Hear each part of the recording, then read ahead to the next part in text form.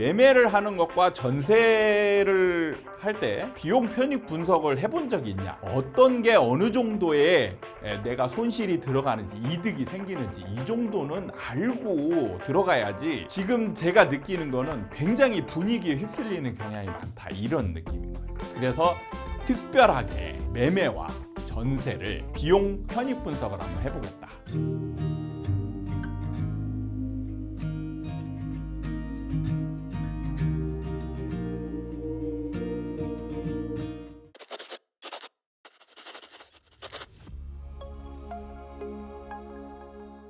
반갑습니다. 아파트 사이클 연구소 소장 이현철입니다. 오늘은 특별히 또 강의 형식으로 이렇게 뒤에 칠판을 두고 영상을 찍는데요. 제가 저번에 세종대 가서 강의를 할 때도 제가 이제 한번 질문을 한 적이 있는데, 혹시 지금 언제든지 무조건 내 집 마련을 하고 싶다, 해야 된다라고 생각하는 사람이 있으면 손 들어보라 했더니 거의 다 들었어요. 특히 무주택자겠죠. 뭔가 내 집 마련을 해야 되겠다라는 생각을 가지고 있는 분들이 굉장히 많을 것 같아요. 그런데 제가 이 얘기를 하면서 매매를 하는 것과 전세를 할 때 비용 편익 분석을 해본 적이 있냐? 이런 질문을 드렸는데 한 명도 없었어요. 어떤 게 어느 정도의 내가 손실이 들어가는지 이득이 생기는지 이 정도는 알고 들어가야지. 지금 제가 느끼는 거는 굉장히 분위기에 휩쓸리는 경향이 많다, 이런 느낌인 거예요. 그래서 특별하게 오늘은 매매와 전세를 비용 편익 분석을 한번 해보겠다, 이 영상입니다. 그래서 한번 칠판을 보고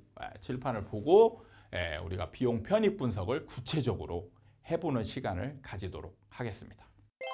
자, 아파트 매수와 전세 둘 중에 어떤 게 낫냐? 그래서 실거주를 할 때 실제로 이때부터는 이제 비용이라는 게 들어가는 거예요. 그래서 비용 편익 분석을 해보도록 할게요. 일단 기준으로 아파트 가격이 안 오른다라는 전제를 가지고 비용이 어떻게 되는지 이걸 분석을 해야 돼요. 올라갈 것 같으면 무조건 사야 돼요. 근데 지금 같은 경우 이제 이걸 왜 하냐면 다 그래요.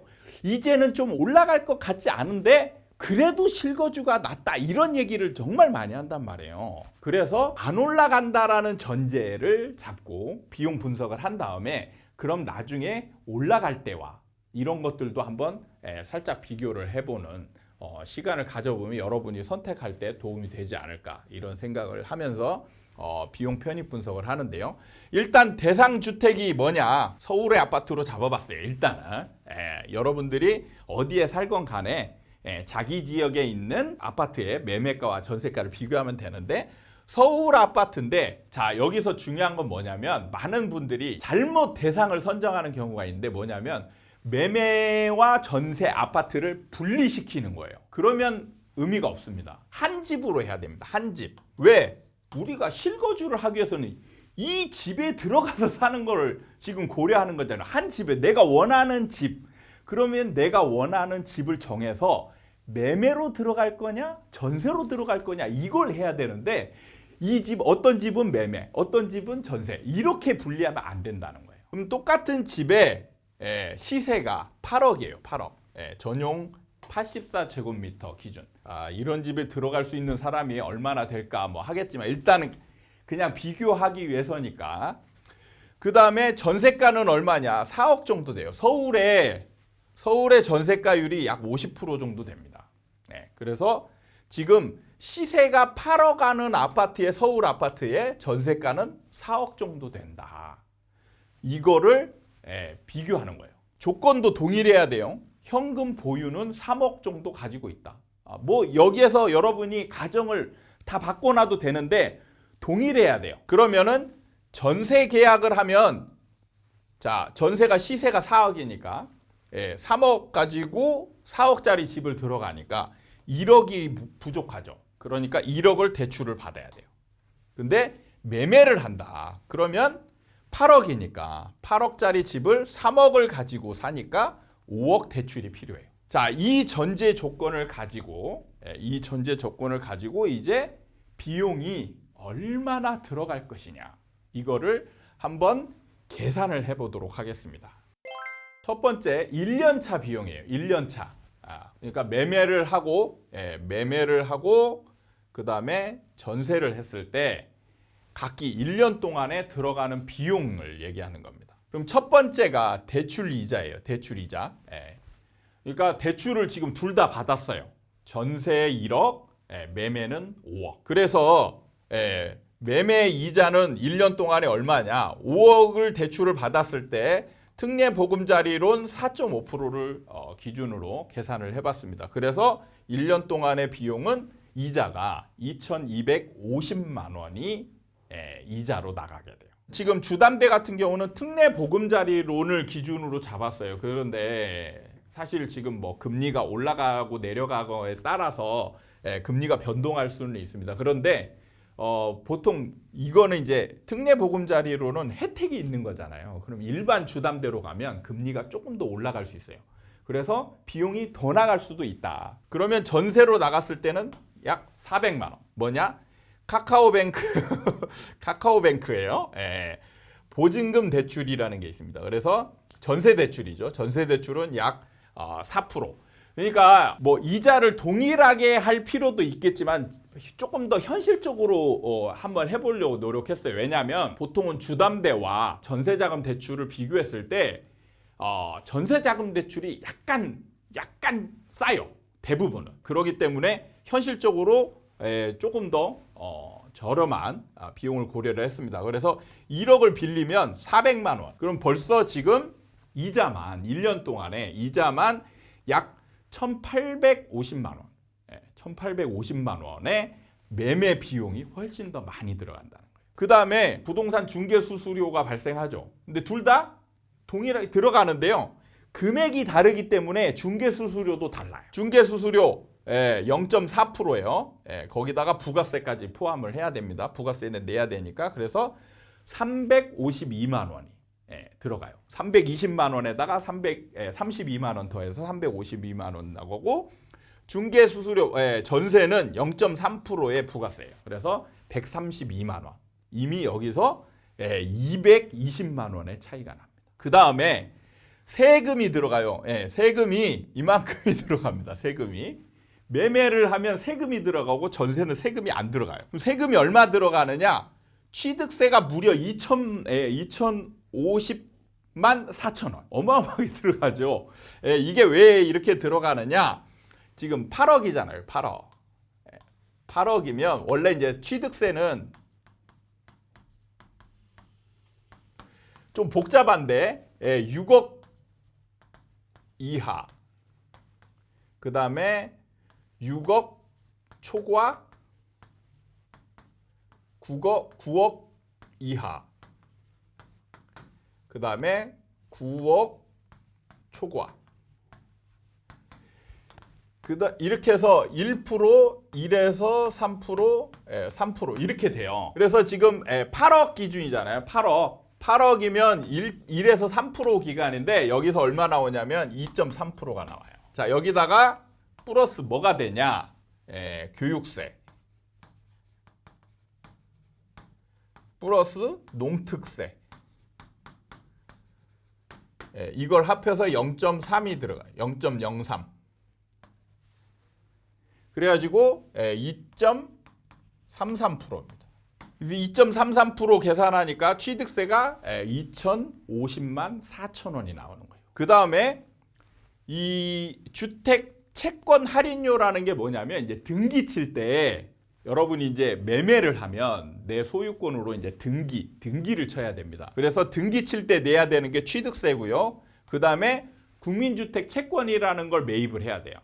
매입을 해서 사실은 갖고 있어도 됩니다. 근데 그렇게 하면 이건 할인료잖아요. 훨씬 더 많아요, 비용이. 그리고 대신에 이제 이자는 나오는데 대부분은 뭘 하냐? 그냥 사서 바로 되팔아요. 그래서 시중 이자율이 있습니다. 채권 시중 이자율이 있어서 이만큼의 할인율을 받고 이제 팔게 돼요. 되팔게 돼요. 그러면서 내는 비용이 280만 원 정도 됩니다. 그 다음에 인지세, 중지세라고 해서 이건 무조건 내야 돼요. 16만 5천 원. 그 다음에 법무사 비용, 보통 이제 그 매매 금액에 따라서 다 요율이 차이가 있는데 한 100만 원 정도 보시면 되겠다. 그래서 이게 다 등기 칠 때 들어가는 돈입니다.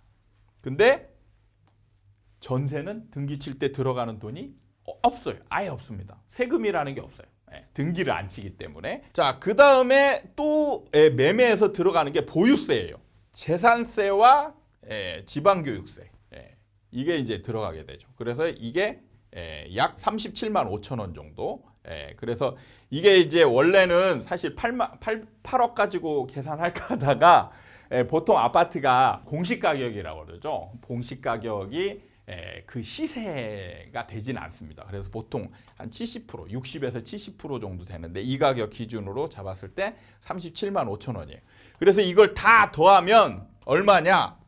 무려 5,086만 4천 원이 됩니다. 그 다음에 전세는 이거 들어간 다음에 뭐냐? 또 따로 이제 매매는 없는데 들어가는 비용이 있어요. 뭐냐?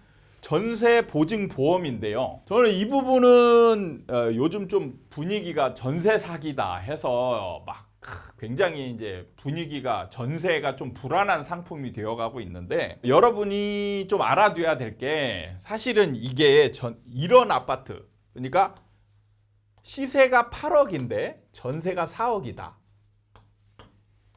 사실은요 이런 거는 보증보험 안 들어도 돼요. 안 들어도 됩니다. 근데 많은 분들이 이제 너무 불안해하니까 보증보험을 꼭 들어야 된다라고 생각을 해요. 그래서 이런 거는 확정일자라고 있어요. 확정일자. 확정일자만 받으면 사실 내 보증금은 어느 정도 안정적이에요. 자, 보시면 이 사람이 이 보증금을 안 내주잖아요. 그러면 확정일자에 기인해가지고 여러분들이 나중에 임차권 등기를 하고 임차권 등기에 의해서 여러분들이 뭘 할 수 있냐면 경매를 넣을 수가 있어요. 경매가 가능합니다. 그러면 자 보세요. 4억을 안 내줌으로 인해서 뭐가 되냐면 이 8억짜리가 날아가는 거예요. 임대인이. 여러분이 임대인이라면 이런 행위를 하겠느냐. 물론 버틸 수는 있어요. 버티는데 결국에는 임차권 등기에 의한 경매 행위까지 가면 이 사람 무조건 이거 갚게 돼 있어요. 그러니까 여러분이 이렇게 금액 차이가 많이 나는 거는 임대인이 절대 이 집 포기 안 해요. 절대 안 합니다. 절대. 그래서 이런 거는 확정일자만 해도 돼요. 그래서 보증보험이 안 해도 되는데 일단 분위기상 요즘 보증보험을 다 들어가는 분위기니까 잡았어요. 95만 원. 그래서 뭐냐면 전세 비용은 627만 원이에요. 보증보험까지 해서. 안 들어가도 돼요. 안 들어가도 되는데 억지로 집어넣어서 627만 원이에요. 자, 매매는 1년치 비용이 5,086만 4천 원이고 자, 전세는 627만 원입니다. 자, 그러면 1년차까지는 지금 봤잖아요. 그럼 1년차 이후의 비용은 어떻게 되느냐? 매매 기준으로 했을 때 2년차부터 발생하는 비용은 뭐냐면 대출 이자와 보유세 이 두 가지 항목입니다. 그래서 2년차부터 발생하는 비용은 2,250만 원, 그 다음에 보유세 37만 5천 원 해서 2년차 비용은 매매일 경우에 2,287만 5천 원이 됩니다. 그 다음에 전세는 아까 보증보험 들었죠? 보증보험은 보통 2년 단위 계약을 하잖아요. 그럼 2년 단위 계약할 때마다 한 번씩 들어가요. 그래서 2년 차에는 보증보험료가 발생하지 않습니다. 그래서 400만 원, 400만 원 이 비용만 발생하죠. 그러면은 1,887만 5천 원의 차액이 생기는 겁니다. 자, 그래서 이제 차액이 그러면 얼마냐? 차액이 자 보시면 1년 차에 매수가 5,086만 4천 원이고 전세는 627만 원. 그래서 차액이 4,459만, 약 4,500만 원. 약 4,500만 원이 1년 차에 차익이 나고요. 그 다음에 2년 차에서는 얼마가 차이 나느냐? 6,346만 9천 원. 예, 이렇게 차이가 나고요. 그 다음에 3년 차에는 어떻게 되느냐? 계속 늘어나죠. 3년 차에는 거의 1억이 들어갑니다. 3년 차에는 비용이. 그러니까 뭐냐면 3년 동안 내가 집을 가지고 있다. 그럼 1억이 없어지는 거예요. 1억이. 집을 가지고 있으면 나가는 비용이 없다라고 생각하시는 분들이 엄청 많은데 그렇지 않다라는 거예요. 어마어마한 돈이 나가는 거예요. 그 다음에 전세를 들어가게 되면 1,500만 원. 네. 그래서 차액이 8,139만 4천 원이라는 비용이 발생합니다. 그러니까 4년 차부터는 쭉쭉쭉쭉 이제 늘어나겠죠. 그래서 8년을 그대로 그냥 가지고 있다라면 약 1억 7천만 원. 그러니까 이런 부분들을 고민을 해야 되는데 이런 비용 편익 분석을 기본적으로 안 해놓으니까 여러분들이 무조건 내 집 마련은 무조건 해야 된다. 그게 주거 안정이다. 이런 얘기를 하는 거예요. 취득세 같은 경우는 살 때 이제 발생하는 비용인데 전세로 사는 사람은 취득세를 지금 비용에다 안 넣었는데 만약에 전세로 사는 사람이 언젠가는 집을 산다라고 가정하면 결국에는 취득세가 들어가니까 그렇게 되면 비용에서 빼야 되는 게 아니냐 이런 이제 취지의 질문이신데 분양 상담을 하면서 현장에서 느꼈던 건 뭐냐면 만약에 지금 집을 사잖아요. 그러면 이 사람이 집을 언제 팔까? 이 부분이거든요. 예. 그러니까 집값이 올라갈 때는 잘 안 팔겠죠. 예. 근데 집값이 이렇게 떨어지잖아요. 그러면은 대부분의 사람들이 한 4년에서 5년 보유하고 팔더라.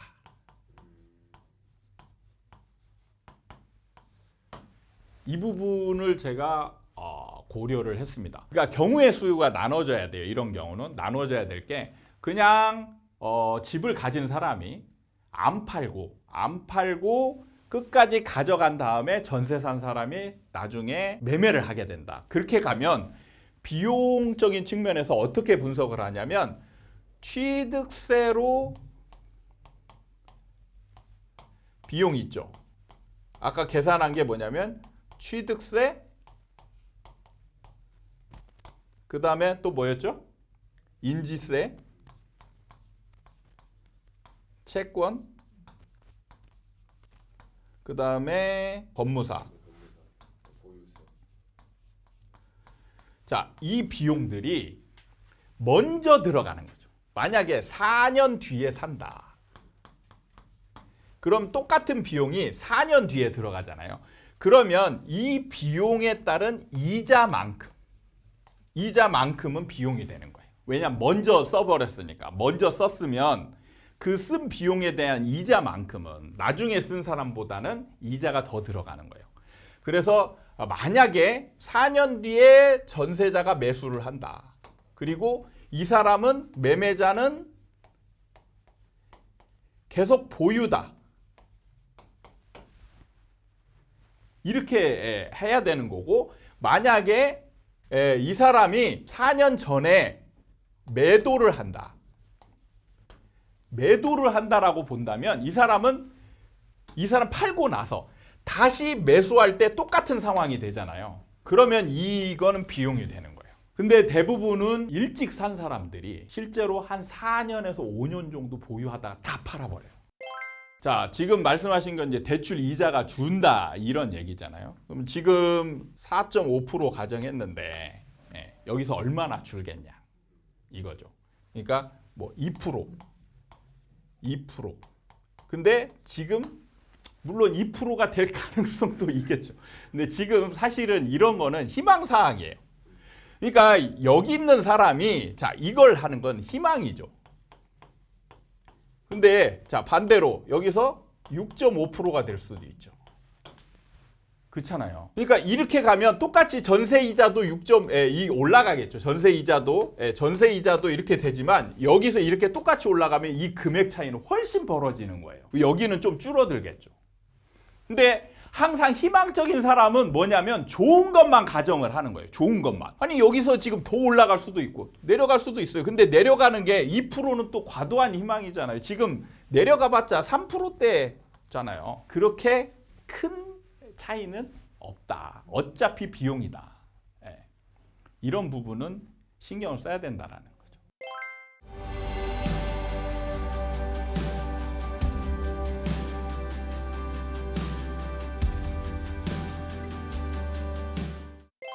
자, 많은 분들이 전세의 불안한 점을 얘기할 때 가장 많이 얘기하는 게 뭐냐면 주거 안정성이 떨어진다라는 거예요. 근데 여기에도 함정이 있어요. 네, 함정이 있는 게 주거 안정성, 전세의 주거 안정성을 한번 따져볼게요.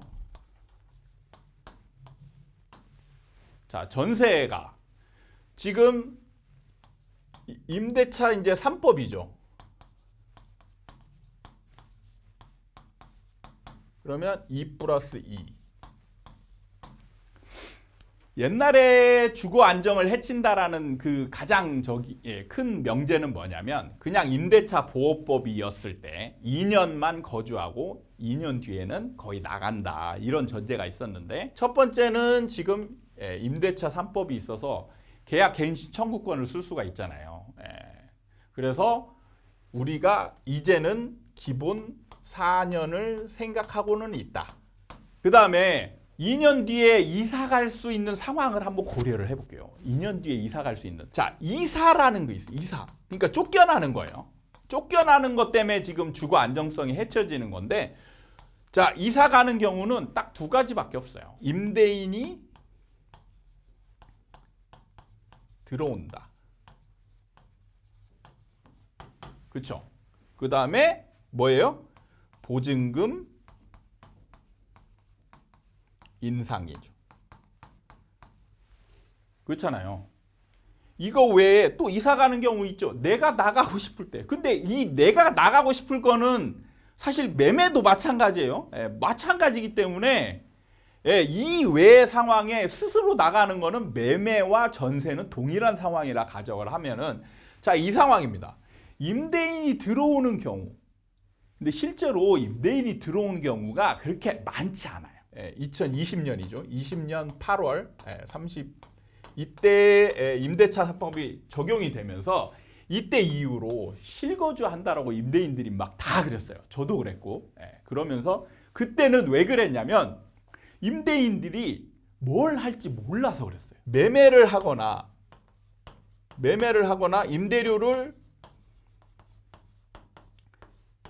인상시키고 싶은데 막혀 있잖아요. 그러니까 일단은 무조건 실거주 하겠다라고 얘기를 한 거예요. 실거주 할 생각이 없는데. 그러니까 거의 80에서 90%는 다 실거주 하겠다라고 하지만 이게 다 거짓말이었다라는 거예요. 그래서 실제로 임대인이 들어오는 경우 이제는 임대차 3법이 어느 정도 이제 자리 잡아가면서 지금 실거주, 가짜 실거주, 임대인의 가짜 실거주 때문에 쫓겨나는 경우는 그렇게 많지 않다. 대부분은 이거예요. 뭐 예를 들어서 아까 4억이었잖아요. 4억. 여기다가 1억. 1억 올려달래. 그렇죠? 1억이나 올려달래. 그래가지고 내가 1억을 올려주느니 이사 가겠다. 이거잖아요. 근데 여기서 임차인이 지금 매매랑 비교했을 때 보면은 올려줘도 돼요. 그래서 저희 이게 표를 준비했는데 보증금이 1억이 올라갔을 때 그냥 비교를 안 하고 그냥 전세만 생각했을 때는 1억 올리는 게 부당한 것처럼 느껴져요. 정말 열받죠. 내 입장에서 임차인 입장에서 열받아요. 안 올렸으면 좋겠는데 올리니까 그러면 나는 이사 가겠다. 이렇게 되는 건데 지금 비교가 임차인끼리 임대차 물건끼리 비교하는 게 아니고 매매랑 임대를 비교하는 거거든요. 그러니까 주거 안정이 해쳐지는 부분인데 자, 매매랑 전세를 비교했을 때 그냥 1억을 올려준다라고 가정을 하고 비교해 보면 별로 늘어나는 비용이 차이가 없어요. 4년차에서는 이제 똑같다라고 가정하고 1억이 4년차 이후에 올라가면 자 400만 원씩 올라가는 거거든요. 400만 원씩. 1년에 400만 원씩. 그러니까 1억이라는 뉘앙스가 굉장히 큰데 실제로 1억은 여러분이 날아가는 돈이 아니에요. 여러분이 실제로 그냥 무이자로 빌려주니까 내가 대신에 이자를 대신 내주는 개념인 거예요. 그래서 여러분이 1억을 보증금을 올려줬을 때 손해보는 비용이 뭐냐? 400만 원인 거예요. 1년에 400만 원. 근데 이사 가면 비용이 얼마 깨져요? 자, 포장 이사하면 최소한 200만 원 깨지죠. 그 다음에 또 다른 집 얻어야 되잖아요. 그러면 거기에서 또 132만 원 나가요. 한 350만 원 정도가 그냥 날아가는 거예요. 이사 가면. 근데 이사 가다 보면 이거보다 더 들어가죠. 500만 원 정도 깨진단 말이에요. 그냥 올려주는 게 나은 거예요. 그러니까 지금 주거 안정이 해쳐진다라는 이 뭔가 약간 불안한 뉘앙스가 이게 과도한 측면이 있다라는 거죠. 그리고 비교 대상이 잘못됐다라는 거예요. 그러니까 매매랑 비교했을 때 비용을 저기를 하려면 그래서 차액이 얼마냐? 자, 이때는 1억 1,500만 원의 차익이 생기는데 자, 1억 1,100만 원으로 줄어드는 것뿐이에요. 400만 원 주는 거. 400만 원. 2년 차에도 1억 2,600만 원. 제가 집을 아예 사지 말라는 얘기가 절대 아니에요. 착각하지 마세요. 집을 아예 사지 말라는 게 아니고 효율적으로 사라는 거예요. 자, 사이클이 이렇게 있다가 이렇게 갔다가 다시 이렇게 올라갈 거란 말이죠. 근데 이 기간이 상당히 길어요. 여기에서 이 구간이 보통 8년. 이 구간이 한 6, 7년 정도 돼요. 자, 그러면 지금이 언제예요? 지금 1년에서 2년 지난 사이잖아요. 그러면 앞으로 하락 기간이 4년 정도 남았어요. 4년에서 5년. 그러니까 지금 이 집을 사야 된다라고 얘기하는 사람들의 특징이 뭐냐면 상승론자들인 거예요.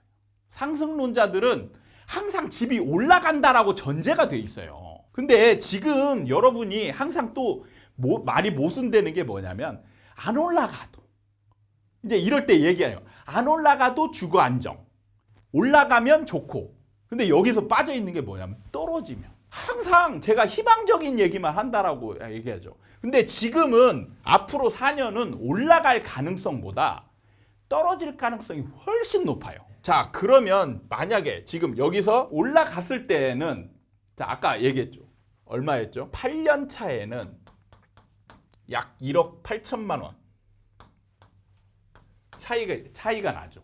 그러면 뭐냐면 1억 8천만 원이 올라야 동일한 물건이 되는 거예요. 그렇잖아요. 그런데 자, 여기서 떨어진다라고 가정하면 금액 차이는 훨씬 크겠죠. 만약에 여기서 8억짜리가 여기서 얼마가 돼요? 한 5억이 됐다. 5억이 됐다. 그러면 이 사람은 이미 3억 떨어졌잖아요. 원금 3억이 있는 게 없어지고 빚만 지는 거예요. 1억 8천짜리. 근데 전세 들어간 사람은 아무런 지금 나가는 비용이 없어요. 아까 얘기했던 그 이자 얼마 몇 천만 원. 그건 주거 비용이니까 그건 무조건 계산을 해야 되는 거. 주거를 하는데 비용이 안 들어가는 건 경우는 없어요. 그러니까 사람들은 다른 전문가들은 올라가는 시장을 모르니까 뭐 이런 얘기 하잖아요. 올라갈지 안 올라갈지 어떻게 하냐. 근데 반반인 확률에서도 안 사는 게 나은 거잖아요. 반반인 확률이면. 왜냐? 올라가도 이만큼 손해보니까. 그럼 떨어지면 나는 완전 망하는 거잖아요. 그러면 안 사는 게 보수적으로 가는 게 맞는 거죠. 올라갈 확률이 70에서 80% 이상일 때 사라고 해야 되는데 누가 지금 반반일 때 이런 비용 편입 분석했을 때 반반 확률이면 안 사는 게 나은 거죠. 그러니까 모른다라고 가정을 해도 안 사는 게 나은 거예요. 자, 물가와 집값과의 관계에 대해서 굉장히 잘못 알고 계시는 분들이 많은데 한번 이 기회를 통해서 제가 알려드릴게요. 자, 물가는 이렇게 올라갑니다.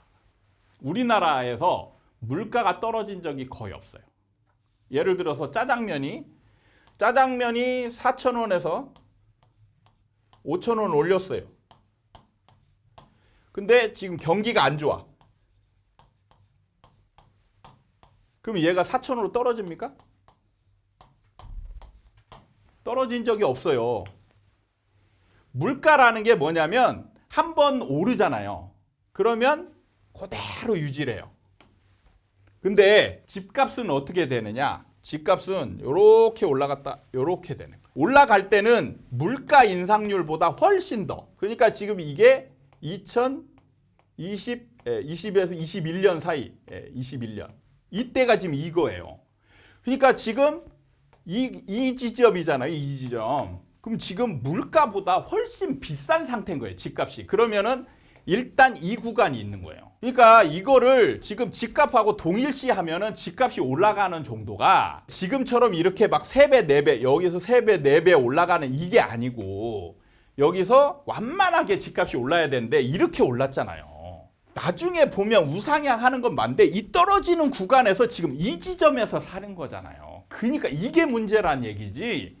예, 집을 사지 말라 이런 얘기 아니에요. 우상향이기 때문에 나중에 우상향이에요. 그래서 언제든지 집은 살 생각을 가지고 있는 게 맞아요. 맞는데 언제 들어가야 되느냐. 이 부분이 제일 중요하다라는 거예요. 근데 지금 다른 전문가들은 시장을 몰라요. 모르니까 이 얘기를 하는 거고 저는 지금 시장의 흐름을 거의 정확하게 지금 예측하고 맞추고 있잖아요. 그래서 제가 여러분들한테 이런 강의를 하는 거예요. 지금은 앞으로 하락장이다. 알고 있어요. 우리는. 그런 상황에서 왜 자꾸 집을 사려고 하느냐. 이런 부분인 거예요. 자, 부자들이 어떤 행동을 할 때 이런 게 있어요. 돈을 벌기 위해서 어떤 행동을 하느냐. 아니면 돈이 많으니까 이런 행동을 하느냐. 이 부분은 차이가 있어요. 돈을 벌기 위해서 하는 효율적인 거라면 우리가 따라할 필요가 있죠. 근데 만약에 돈이 많아서 하는 행위다. 그러면 돈이 없는 사람이 따라하다가는 벽새가 황새 쫓아가다 가지랑이 찢어진다는 얘기가 있잖아요. 딱 그런 케이스가 될 수 있어요. 그러니까 잘못하면 뭐냐면 부자들은 대충 제가 상담을 많이 해보면 부자들은 감으로 대충 사야 될 시기를 알아요. 근데 아는데 그거보다 좀 일찍 들어가는 경우들이 많습니다. 많은 이유가 뭐냐면 돈이 많기 때문에 그래요. 돈이 많아서 자 만약에 이때쯤 사야 된다. 그러면 부자인 사람이 집을 만약에 다주택자가 돼야 된다. 그러면 이때 막 10채씩 사야 되잖아요. 이렇게 되면 오히려 세금이 더 많아질 수 있어요. 그래서 이 사람들은 미리 그냥 하나씩 사놓는 거예요. 기간을 두고. 그리고 혹시 모르니까 좀 언제 이 사람들은 정확한 사이클은 모르잖아요. 그러니까 이때쯤 늦게모로 좀 바닥권이구나. 그러면 이때쯤 하나 사놓을까? 이런 식으로 사놓는 거예요. 이건 뭐냐면 여유가 있기 때문에 그래요. 여유. 가난할 때 여기서 샀다. 그래서 성공했다. 그러면 어느 정도 따라할 수 있는데 여기서 사가지고 가난한 사람이 여기서 사서 이렇게 버텨가지고 부자 될 수 없어요. 왜? 여기서 8억 돼가지고 떨어졌어요. 5억이에요. 여기서 올라가지고 8억인데 여기서 10억 됐다고 해봐요. 그러면 8억에서 2억 올라갔잖아요. 2억. 이게 몇 년이에요? 15년. 근데 이 사람 지금 벌은 거예요? 2억 벌은 거예요? 아니에요. 지금 제자리입니다. 제자리. 왜? 아까 비용이 들어간다고 했잖아요. 비용이. 그러니까 없는 사람일수록 효율성을 정말 기해야 돼요. 왜냐하면 이 자잘한 돈, 우리는 1,000만 원, 2,000만 원이 아까운 사람이에요. 부자들은 1,000만 원, 2,000만 원이 껌이에요. 껌. 긴 시간 들어주셔서 고맙고 여러분이 고마워하셔야 될 거죠. 제가 굉장히 오랜 시간 목 아파가면서 강의를 했으니까 여러분들이 고마워하셔야 되고 선택은 여러분의 몫이다. 이 부분만 잘 이해하고 가시면 충분할 것 같습니다. 다음에 또 여러분들이 답답하게 하면 제가 칠판을 들고 나타날 수도 있습니다. 많이 답답하게 하시면 좋은 강의 만들어 드릴 수 있을 것 같습니다. 다음에 또 이런 좋은 강의를 가지고 여러분들 찾아뵙도록 하겠습니다. 감사합니다.